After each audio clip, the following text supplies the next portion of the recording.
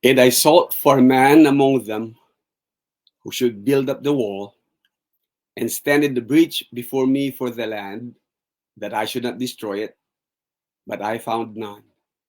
Ezekiel 22:30 ESV. Blessed everyone and welcome to our live stream. Again, this is your brother in Christ, Jose Roniboy Perez Cariaga. Bumabati na naman ng isang mapagpalang araw sa lahat-lahat po ng mga kapatiran natin, sa lahat-lahat ng sumusubaybay ng broadcast na ito.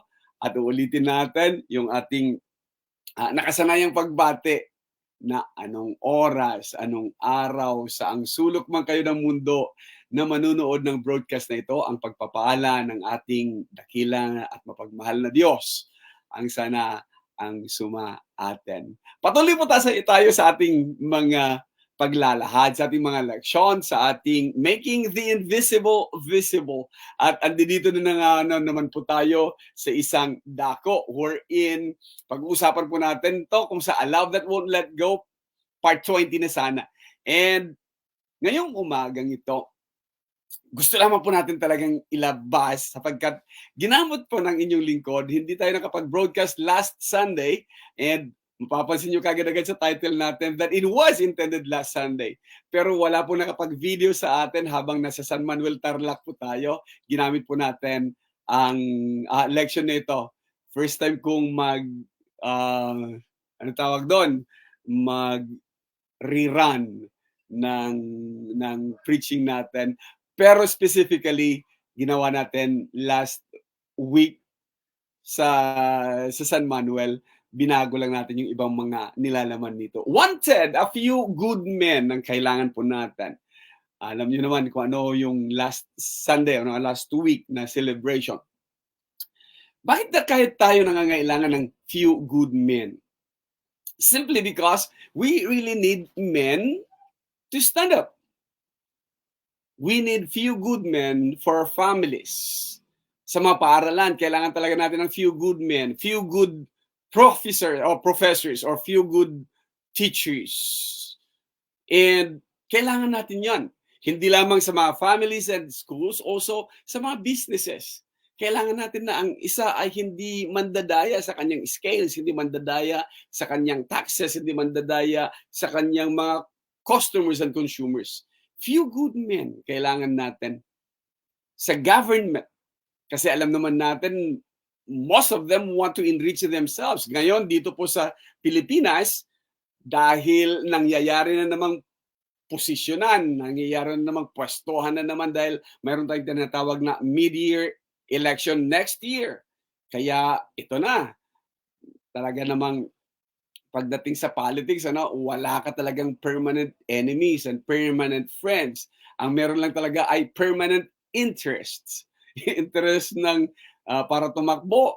Sige, tawagin natin unit team. Hoy, nanalo na ako. Bagamat sampid ako dito sa unit team na to. Ngayon, ayoko na ng unit team. Kon lang yon, slogan lang yun nung election. Come on.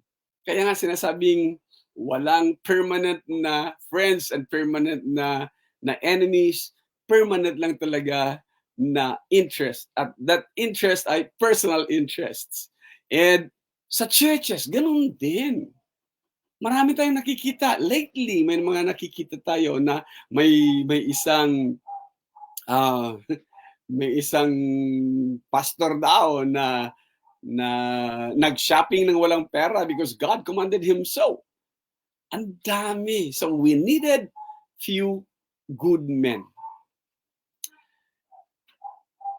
Few good men who are man enough to be pillars or pillar of strength sa mga pamilya, sa mga anak, defender of the weak, sa mga nabubuli, sa mga alam mong hindi nila kaya ipaglaban ng kanilang sarili, alam mong hindi nila kakayanin sa kanilang sariling kakayahan. Few good men that will uphold truth and justice. Hindi po ito Superman sapagkat nakikita ko habang hinahanda to parang Superman, no? No. Man enough to be the man of the house. Oh, andaling become a father of. Andaling maging ama. maging tatay ng maraming anak, pero maging ama ng tahanan. Matawag na the house bond or the husband, pero house bond kung tutuusin, the glue that keeps the family together. At wag naman po sana na pasok tayo sa contemporary thinking na the best man for the job is a woman. Dahil noong 2022, the US Woman of the Year, noong 2022 is Rachel Levine, at alam po natin lalaki siya, na ngayon ay nagsasabing babae.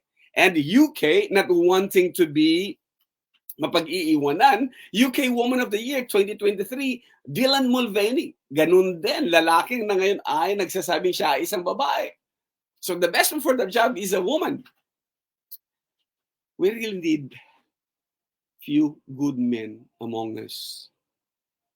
At ito pa, nagkakaroon tayo ng hindi tamang pagkakaintindi dahil real men sa world standards is that he drinks, smokes, do drugs, and then parades his harem or collection of women na tila hindi kahihiyan kundi kayabangan na pagmalaki na I fathered 100 children. I have had 100 women. Kagaya ng dito sa Cavite. Hindi lang 105 yata ang kanyang sinasabing naging karelasyon. And pagmamayabang na he could easily beat other men dahil bully. At sasabihin, pag ako nagsalita, wala sasabihin ng iba. Feared by his wife and children.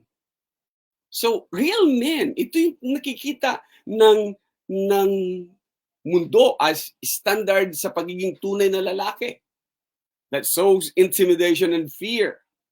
Kailangan maging sa kanyang pagkilos, sa kanyang gawi, sa kanyang lahat is bad dog or bad as can be. Or para makita natin, making the invisible visible is that real man sa world standards be tattooed. Kailangan talaga saan-saan, kulang na lang kung saan-saan niya ilagay yung kanyang tattoo.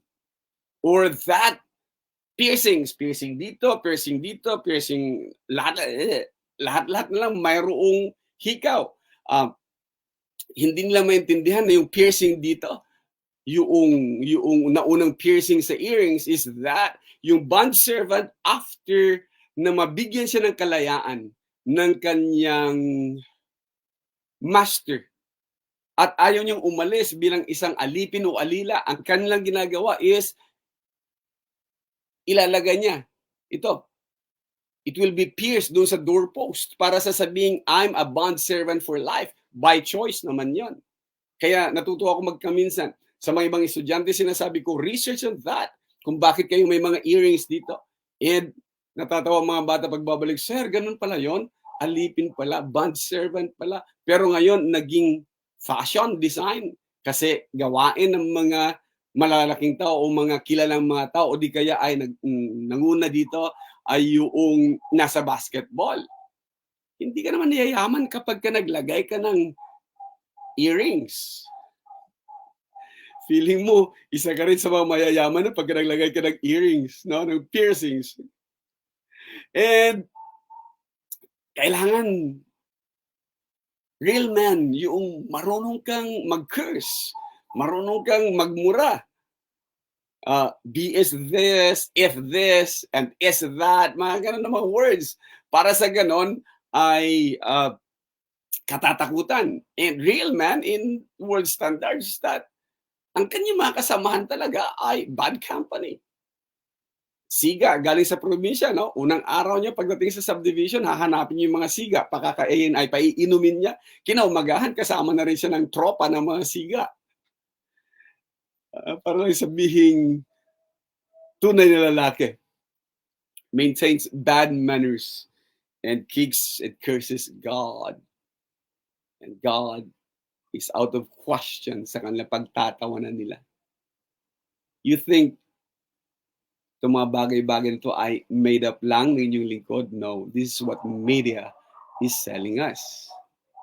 Manood man kayo ng anumang palabas o anumang mga movies, mapapansin nyo that what I'm saying is true. This is basically the Hollywood doctrine. And ito yung tinatawag natin na Broadway teaching ng real man be tattooed, piercings, earrings, curses a lot, keeps bad company, maintains bad manners, and kicks God out of the question in their lives. Sa kabilang dako naman, ang mga churchmen natin, ito naman ang pagtingin ng mundo. Itong mga to, yung loving and caring, itong mga pushovers and weaklings na to, itong mga, nako, itong mga Andres Disaya. At magkaminsan hindi natin may aalis na yan ang pagtingin talaga ng ating mga anak. In the eyes of our children, in the eyes of our family and relatives, and in the eyes of other believers, these are the traits of men that goes to church. Kaya, ganito tayo tinitinan din ng mundo. Ganito tayo inilalagay din ng mundong ginagalawan natin. The thing is, if that be the case, na ganito ang tingin sa atin ng mundo, baka yan din talaga ang binibenta natin. With all the jokes na meron tayo, no? Sa bahay na to, ako ang ulo, pero ang misis ko ang lieg. Then, Andres Disaya talaga. And a lot of things. Kaya yung verse natin from Ezekiel, chapter 22, verse 30, when he says, when the Lord says, I sought for a man among them who should build up the wall and stand in the breach before me for the land, that I should not destroy it. But I found none. Sa 31 yan, kaya the land got destroyed. Sa Tagalog, isasabing ako'y humanap ng lalaki sa gitna nila na makakagawa ng bakod at makakatayo sa sira sa harapan ko dahil sa lupain upang huwag kong ipahamak. Ngunit wala akong nasumpungan. Sad. Lalaki sa gitna, makatatayo sa sira sa harapan ko. Wala akong masumpungan. Newer version states, naghahanap ako ng taong makapagtatanggol ng lungsod at mamamagitan sa akin at sa mga tao para hindi ko gibain ang lungsod na ito. Pero wala akong nakita. Taong makapagtatanggol ng lungsod. Naalala ko, just like Abraham, Lord, kung makakahanap ako ng 50 na righteous men sa Sodom and Gomorrah, hindi mo magigibain. And then, walang 50. Lord, 40. Walang 40. Lord, 30. Walang 30. Lord, 20. Wala pa rin 20. Lord, nangungulit na ako, pero 10. Pwede po ba? Hindi mo rin gigibain ang Sodom at Gomorrah. And the Lord says, yes, give me 10. Wala pa rin umabot. Kundi yung household lang ni Lot. Nabawasan pa ng isa kasi yung wife ni Lot lumingon pa. Hindi na nga hinahanap ng Diyos yung good enough to stand before me. I was just looking for a mere man. Naghahanap ako ng taong makapagtatanggol lang ng lungsod. Mamamagitan sa akin at sa mga tao para hindi ko gibay ng lungsod. Mamamagitan. Kagaya ni Abraham, namagitan lang. Hindi sinabing ang kailangang mamagitan sa akin ay matuwid. Found none. How sad. Hole in the wall. Kung makikita sana natin isang hole in the wall, just like this one, sasabihin natin mayroong security breach, mayroong dadaanan ng enemies coming in and out, na hindi natin masasabing secured tayo habang mayroong butas yung ating wall, yung ating pader, yung ating hangganan may butas. Makakapasok. And God said, I'm looking for a man or group of men or few good men na pwedeng tumayo dyan sa butas na yan. Upang sa ganun hindi makapasok itong mga ito, itong mga nagbabalak na ibagsak ang lungsod. And he said, I found none. Sana kahit ganyan kaliliit ng mga tao, natatayo dyan. We just stand for the truth. Stand for justice. Yet, the text says, I found none. Napakasaklap na kalagayan.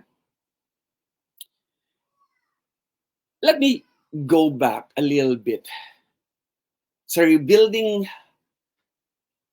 the wall of Jerusalem or the Southern Kingdom. Ito yung pagkatapos ng 70 years of Babylonian captivity. Ang 70 years na yan, pwede nyong gamitin either way. Ano? Sa first deportation, which was from 605, at sinasabing yung unang returnees is 445, exactly 70 or 60 years yan lang yan yung 445, pero wala pang masyadong ginawa, but just the dating ng ginamit kay Nehemiah at saka kay Ezra sa kanilang writing. But basically 605 to 536. Ang iba naman sasabihin nilang from yung first na tinatawag na deportation, second na deportation ng 596. And then ang 596, yung pagbabalik na naman ng mga second batch na returnees, pinapalagay nilang 536.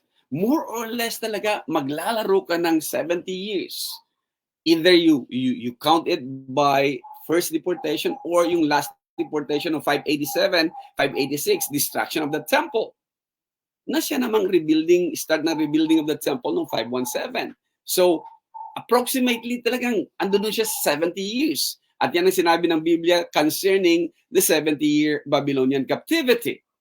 So, nung bumalik sila Ezra, Nehemiah, nakita nila that Jerusalem is in ruins. Ang kanyang walls. Ang temple talagang winasak ito.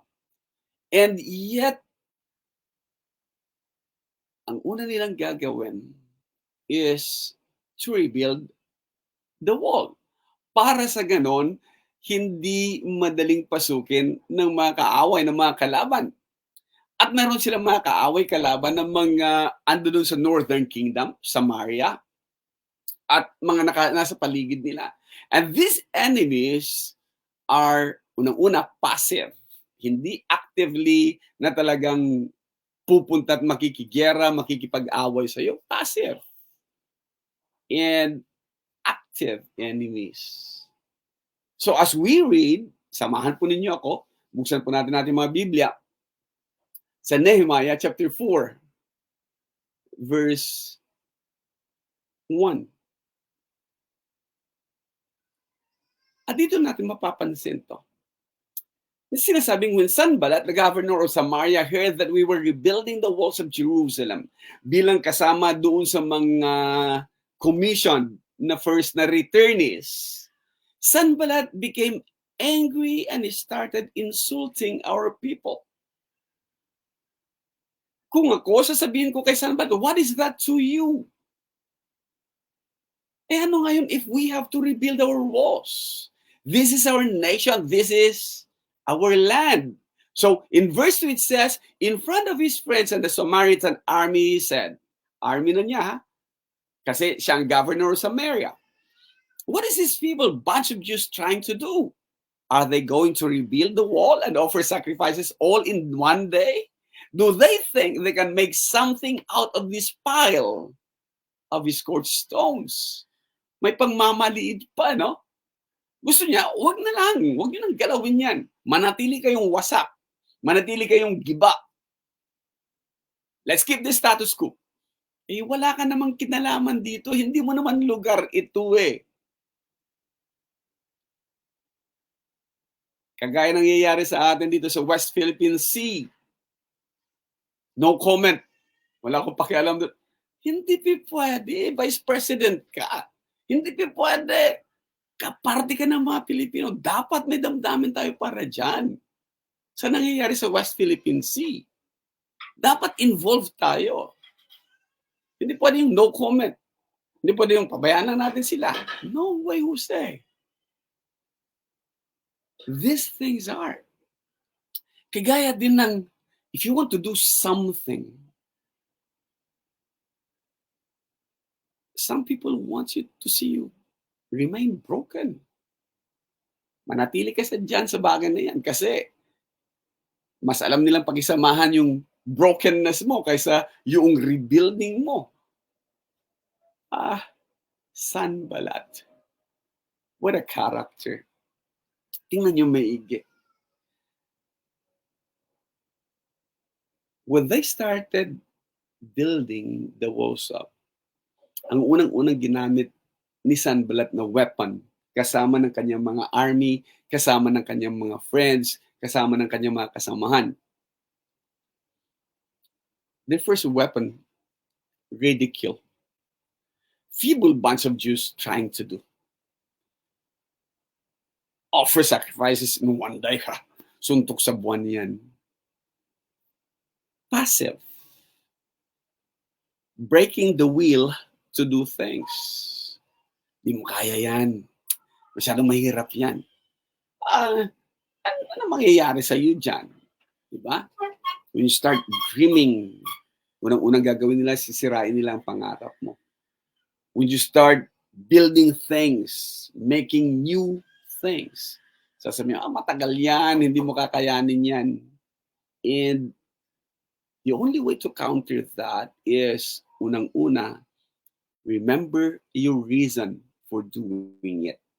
And the first thing, remember also why you started it.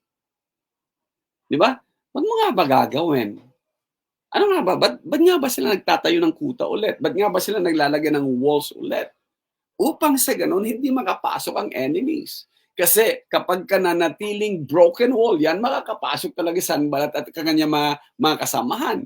So kailangan nila maglagay muna ng pader, maglagay muna ng kuta, maglagay muna ng wall upang sa gayon, hindi sila dinadaan-daanan lang ng kung sino-sino mga tao.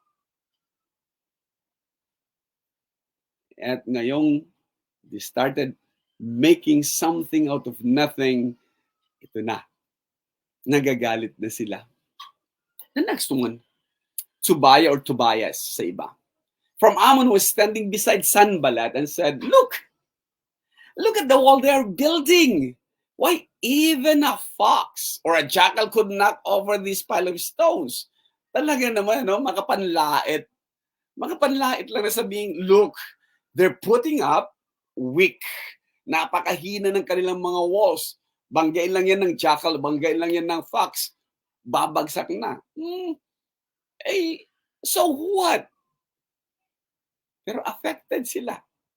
Verse 4, But I prayed our God, these people hate us and have wished horrible things for us. Please answer our prayers and make their insults fall on them. Let them be the ones to be dragged away as prisoners of war. And don't forgive the mean and evil ways they have insulted the builders. Listen, if you are experiencing things like this, na minamaliit, ano mga mararating niyan? Or kagaya ng sinasabi ko, narinig ko nung kabataan ko, mararating na mga yan, mahirap pa sa daga. God's been good. Here I am now, preaching. Here I am now, doing things, saying things dahil sa karanasan. In prayers.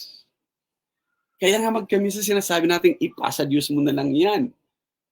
Pero, ang nakakalimutan natin sa ipasa Diyos ay yung ipasa mo talaga sa Diyos yan. Lord, kagaya nito kay Nehemias, Lord, these people hate us. Wish horrible things for us.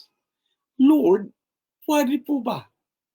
Ang lahat-lahat ng paninira nila, ang lahat-lahat ng mga masasamang sinasabi nila, ilagay mo na lang po sa kanila. And let them be the ones to be dragged away as prisoners of war. Naging prisoners of war na po ako. Kami. Lord, nadala na po kami. Mula dito, sa lupain ito, doon sa Babylonia, iparamdam mo rin sa kanila. And to think, 721, itong mga Samaritans, Samaria, nung inatake ng Assyria, hindi na muling naitayo. And verse 5, don't forgive the mean and evil way they have insulted the builders. Listen, akala ko ba masama idalangin or bawal idalangin ang kasamaan ng mga kaaway? Bakit ito si Nehemias? Here is an example, no? Na sinasabi niya, Lord, sa kanila mo na nga lang ibigay yung kanang they wishes. Give them a dose of their own medicine, Lord. Ibigay mo nga sa kanila yung gusto nilang maranasan namin. Sa kanila mo na nga lang iparanas sa kanila sa mga taong ito that are insulting the builders. All the while, akala ko, bawal manalangin ng masama sa kaaway, ano? Pero here it is, written. Here it is, nasusulat. Upang pamarisan ba o nasusulat? Upang may pagbatsihan tayo sa mga bagay-bagay na kagaya nito. Bottom line, ipasa Diyos po natin ang mga ganitong mga bagay-bagay. Verse 6, the people work hard and we built the walls of Jerusalem halfway up again. Wow! Dahil ang mga tao nakita nila yung necessity, nakita nila yung need, nakita nila yung pangangailangan, natutuungan naman na kapag hindi na itatayo ang kuta, hindi na itatayo ang pader na yan, patuloy sila talagang guguluhin ng mga kapitbahay nila, ng mga bayan na nasa tabi nila. So nung naitatayo nila dahil minadali at maganda yung encouragement, motivation ni Ezra at saka ni Nehemiah, halfway done. Naitatayo na, hindi na basta-basta nakakapasok. Verse 7, tingnan nyo maigi. Sanballat along with Tobias and the Arabs and the Ammonites and the people from the city of Ashdod saw the walls going up and the halls being repaired, yung mga butas-butas, yung mga security breach, they became angry. Bakit?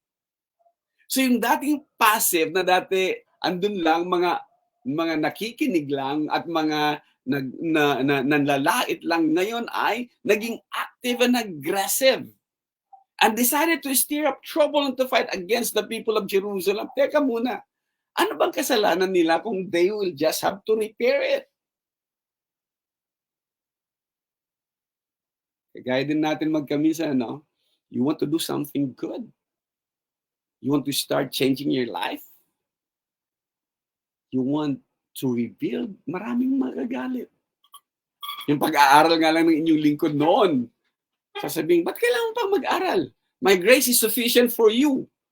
Pero yung nagsabi ng ganon, bumalik sa Amerika at nag-aral ulit para daw mag-doctorate, para daw mag-masterat. Pero sa Pilipino, hindi pwedeng mag-aral ulit because my grace is sufficient for you. Diba? Pwede sa mga Amerikanong misyonaryo, hindi pwede sa mga Pilipino mag-aral ulit. Kung pwede sa iba, mag-aral, hindi pwede sa isang ministro na mag-aral ulit. Nag-decide ako mag-aral sa Lasal and decided to stir up trouble. And look back, they stirred up trouble. Hindi ka na makokontrol kapag nakapag-aral ka nga naman. It fight against the people of Jerusalem. What I may be saying is, siguro tama lang, don't engage in word war. Hindi ko kailangan depensahan, ba't ako nag-aral ulit? But show them results. At yung result, ang isa sa pinakamagandang argument that you could present. Kahit sasabihin, konting progress lang naman. Ang bagal naman ng pag-asenso, ang bagal naman ng progreso. Progress is still progress. Kahit gaano man kaliit yan na pagbabago pa rin matatawag yan. Hindi man mangyayari overnight. Kagaya ng sinabi na nila, are they planning to worship in one day? No. But slowly, little by little, every day, nagbabago. Small progress is better than no progress at all. Verse 9, kung yung titingnan, but we kept on praying to our God, and we also stationed guards day and night. Yung constant in prayer. Lord, naririnig namin sinasabi nila, Lord, ikaw na po bahala sa kanila. Next one, hindi lang yung nasa Diyos ang awa na nasa tao ang gawa, but they became vigilant also. Baka umatake sila ng gabi, naglagay siya ng mga guards day and night. Ang isang kamay may armas, yung isang kamay gumagawa. Vigilant. And kung makikita natin maigi, ito yung kung talagang gusto mo yung ginagawa mo. Verse 10, nakakatawa pa ito. Meanwhile, the people of Judah were singing a sorrowful song. Dirge? No, just sorrowful song. And part of the lyrics of that song is this, so much rubble for us to hold. Worn out and weary, will we ever finish this wall? Yun ang katanungan nila, no? Sobra-sobra ang kailangan nilang hakutin. At talaga nga namang they are worn out and weary. Matatapos ba ito? And singing at work sometimes keep ourselves motivated. Kagaya din sa mga manlalaro, di ba? Kagaya din sa atin ng mga naglalaro dati ng basketball whatsoever. May mga theme song tayo. Lalo na sa mga laro, ang sasabihin mo talaga ay, we are the champions, my friends, and we'll keep on fighting till the end. And that keeps us motivated, keeps us vigilant. So, weary? Tired? Sing songs. Songs expressing yung hinaing mo sa Diyos. Wag lang naman sana yung kantang kagaya nito na gusto ko nang bumitaw na kinakanta ngayon ng ibang mga kabataan at kinakanta ngayon at naririnig natin ngayon sa mga airwaves. But we will keep on working. Verse 11. Our enemies were saying, before those Jews know what has happened, we will sneak up and kill them and put an end to their work. Bakit? Why do you plan to do these things to the Jews? Why so bitter? On at least 10 different occasions, the Jews living near our enemies warned us against attacks from every side. Andun na yung Bulong Brigade, meron ng mga Marites, meron ng mga Marichu. Meron ng mga pinapauna na sinasabing, alam nyo sa ganito, susugurin natin, dilipulin natin sila, ubusin natin sila. Upang sa ganon, magkakaroon sila ng stress and panic attack at hindi na makapagtrabaho. Bakit? Baka andyan na yung kalaban. Kaya nga kayo naka-station pa isa-isa. One hand, may armas. The other hand, gumagawa, nagtatrabaho. Vigilant. Pero ang kalaban hindi rin tumitigil. Ang unang-unang ginagawa niya, they are attacking really yung will to do things, sowing fear. At ang fear, kung inyo tatandaan, is just a false evidence appearing real. But then again, Nehemiah says, no, hindi mangyayari yan. Ready kami. And so I sent people to guard the wall at its lowest places. And where there will still holes in it, ang kanyang inilagay ay own responsibility. At sinasabi niyang, alalahanin niyo, remember your reasons, remember why you are doing this thing. And ibibigay niya talaga para you own the responsibility. Here is what he did. I placed them according to families. And they stood guard with swords and spears, with bows and arrows. Bakit? They are defending their family. It became a family matter. Yung man of the house, kailangan talagang patunayan niya, he is the man of the house. He is the glue. He is the house-bound, house bond at talagang proprotektahan niya ang kanyang pamilya. And if there be breach in the walls, unang-una muna na siya ang nakatakip dapat doon over my dead body. Kanyang sasabihin. That's own responsibility. Yan ang sikreto behind men's success. Alam niya, I'm doing this for my family. I'm doing this for my loved ones. And here it is, verse 14. Kung ito yung wall, talagang ando doon siya. Siya talaga ang mag-i-station ng kanyang sarili doon sa wall na yan. Verse 14, then I looked things over and told the leaders, the officials, and the rest of the people. Huwag kayong matakot sa inyong mga kaaway. The Lord is great and fearsome. So think of Him. So think of our Lord, our great God and awesome God. He will fight for us. Think of Him and fight for your relatives, your children, your wives, and your homes. Owning that responsibility. Atin to. Bayan natin to. Bahay natin to. Ito ang lupang binigay sa atin. Ito ang land of promise para sa atin. Same thing I am feeling about West Philippine Sea. If ever we have to look for motivation, hindi yung paghahanda lang.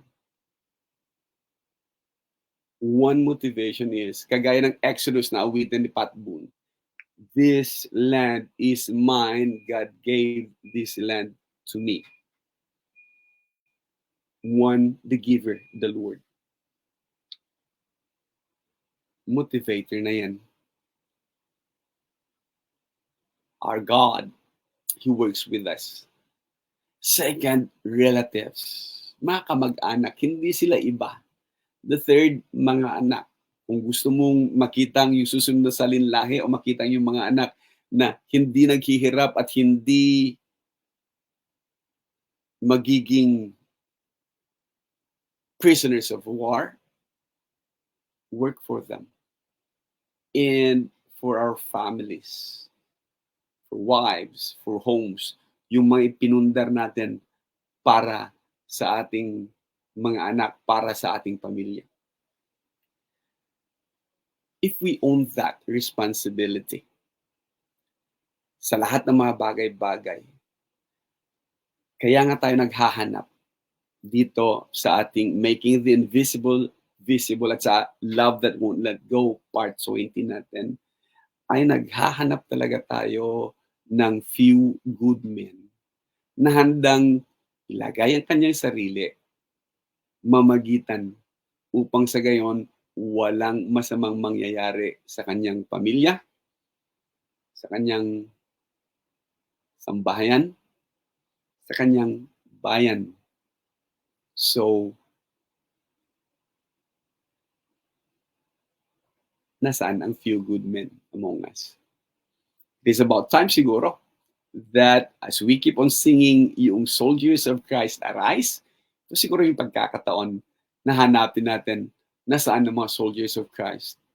They should stand dito sa wall bridge, dito sa hole in the wall na lagi nang nagiging daan upang makapasok ng ibang mga impluensya sa mga pamilya natin.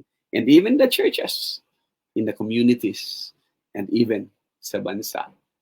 Muli, ito po ang inyong lingkod, Jose Ronboy Perez Cariaga, nagpapasalamat. At sana nga, mayroong mga few good men na handang gawin at handang tumayo para mamagitan sa bayang ito.